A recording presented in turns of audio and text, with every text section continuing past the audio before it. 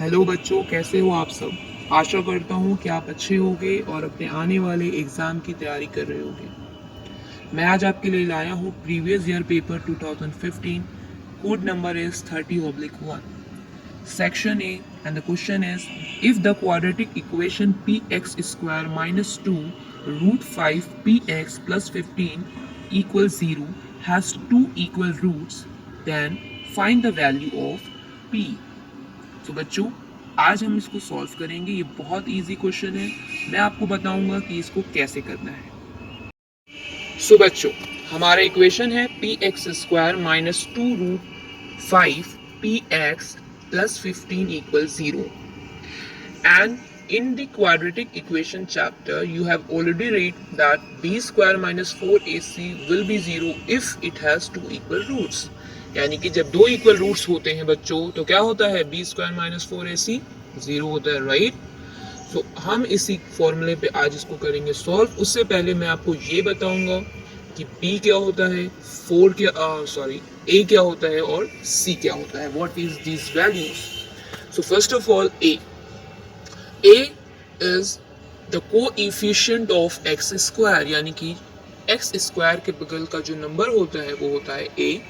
सो हमारी इक्वेशन में x square के बगल में क्या बना है बच्चों, p बना है। So here a is equals to p।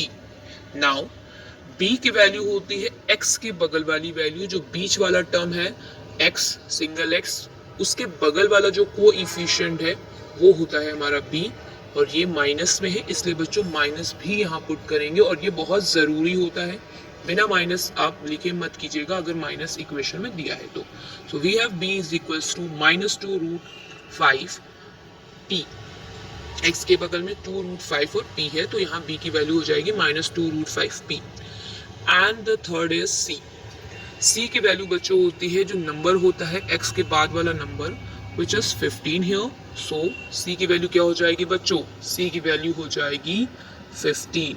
so we will write it c equals to 15, right बच्चों। समझ में आ रहा है बच्चों आप लोगों को। so I am writing here c equals 15 and positive 15 है, इसलिए हमारा c की वैल्यू भी क्या होगी, पॉजिटिव होगी, पॉजिटिव 15।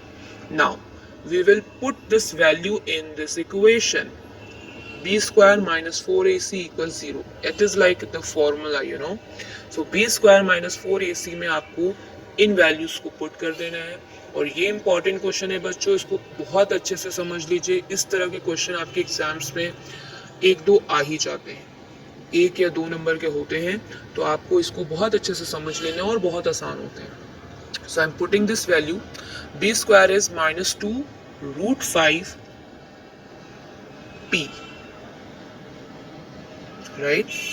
सो और यहाँ पे देखिए b पे स्क्वायर था, इसलिए बच्चों जो b की वैल्यू है माइनस टू रूट 5p, उस पर भी हम क्या कर देंगे, होल स्क्वायर लगा देंगे, बिकॉज ये बड़ी वैल्यू है तो इसलिए ब्रैकेट लगाना जरूरी है। होल स्क्वायर का मतलब क्या होता है बच्चों की इन तीनों ही नंबर पे, 2 पे, रूट 5 पे और p, इन सब पे पावर है स्क्वायर।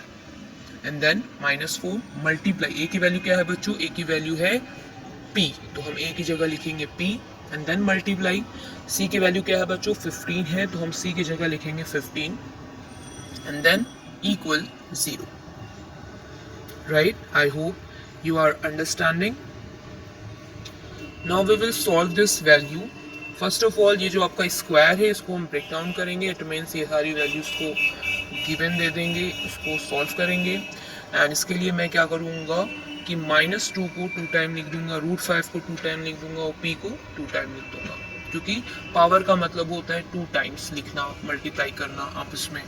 सो यहाँ पे minus two multiply root 5 and multiplies root 5 and then p का मल्टीप्लाई होगा p मल्टीप्लाई p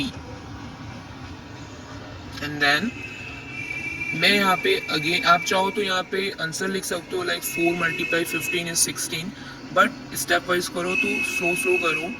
लाइक अभी हम यहाँ पे उतार देंगे ऊपर वाली value, that is minus 4 multiply 15। Okay बच्चों,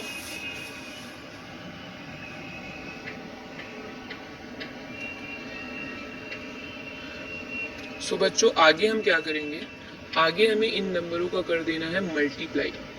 मल्टीप्लाई, ये सारे नंबर आपस में मल्टीप्लाइड हो जाएंगे जहाँ तक मल्टीप्लाई है बीच में, और फिर माइनस जहाँ पे है उसके बाद हम उसको सेपरेट करेंगे, यानी कि इस साइड का जहाँ तक माइनस नहीं है उससे पहले वाला हम आपस में मल्टीप्लाई कर लेंगे।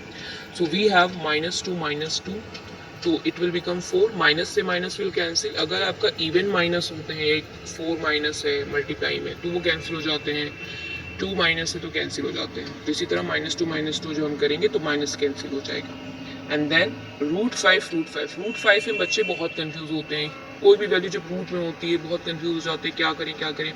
याद रखें बच्चों, जब दो इक्वल रूट्स रहते हैं, मतलब कि रूट 5 है और दूसरा भी रूट 5 है, और जब आप मल्टीप्लाई करते हो तो बन जाता है होल 5। सेम एज कि अगर आप रूट टू का करोगे तो होल 2 बन जाएगा। इसी तरह जब आप रूट 5 करोगे तो क्या बन जाएगा, 4 बन जाएगा। Simple as that. And then p का p से करोगे मल्टीप्लाई तो स्क्वायर में आ जाएगी value, because p multiply p will be square. And now मैं माइनस का सिंबल लगाऊंगी और इस साइड का सेपरेटली मल्टीप्लाई करूंगी आपस में, that is 4 multiply p multiply 50। तो मैं ये कर रहा हूँ। As we know, 15 4 time will be 60 equals 0.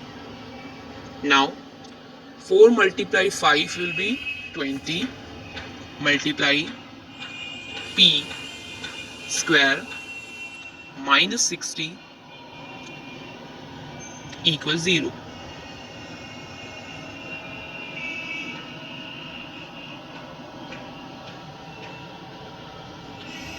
So, अब हम क्या करेंगे बच्चों, अभी हम दो काम कर सकते हैं। एक तो हम कर सकते हैं कि धीरे धीरे इन वैल्यूज़ को राइट हैंड साइड में भेज देंगे और राइट हैंड साइड में भेज के ईजिली हो जाएगा, या फिर यहाँ पे देखिए मैं p भूल गया था, p भी पुट करूँगा। 4 मल्टीप्लाई 15 60 होता है, sorry for that, I have forgotten, but remember that कि जब आप मल्टीप्लाई करोगे 60p आएगा। उसके बाद हम यहाँ पे दो काम कर सकते हैं। एक हम धीरे धीरे वैल्यूज़ को उधर भेज सकते हैं, लाइक -60p उधर चला जाएगा, +60p, एंड देन 20 उधर मल्टीप्लाई में है तो उधर डिवाइड में जाएगा। या तो हम ऐसे कर सकते हैं, या इसको थोड़ा सा और इजी पीसी बना सकते हैं। और इजी हम कैसे बनाएंगे बच्चों, इजी बनाने का भी हमारे पास एक वे है। हम यहाँ पर देख रहे हैं कि एक टर्म हमारे पास 20p स्क्वायर है और दूसरा टर्म हमारे पास -60 है, तो 20 और p हम कॉमन ले सकते हैं, क्योंकि 20 के टेबल में इधर वाला भी आ जाएगा और 20 के टेबल में इस साइड का भी आ जाएगा। सो 20 और p भी दोनों टर्म में है तो p भी हम कॉमन ले लेंगे। तो अंदर ब्रैकेट में जब हम कॉमन ले लेते हैं तो फिर ब्रैकेट बना देते हैं। अंदर बचेगा p, क्योंकि एक p बाहर जा ही चुका है, स्क्वायर में था तो एक p बचा, एंड देन 60 20 के टेबल में 3 टाइम में आता है, और p बाहर जा चुका है तो p नहीं है यहाँ पे, इक्वल 0।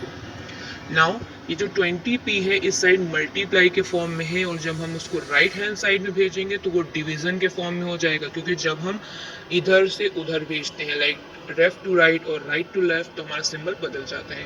तो ये मल्टीप्लाई के फॉर्म में है बच्चों, तो क्या हो जाएगा, डिवीजन के फॉर्म में।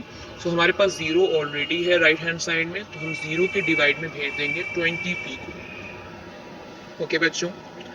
और बच्चों जैसा कि आप जानते हो, जब हम किसी नंबर का 0 से डिवाइड करते हैं या 0 को किसी नंबर से डिवाइड करते हैं तो हमारी वैल्यू क्या आती है बच्चों, 0 आती है। तो यहाँ पर हम क्या करेंगे, p - 3, और जब हम डिवाइड करेंगे 0 का 20 से तो 0 हो जाएगी वैल्यू, राइट।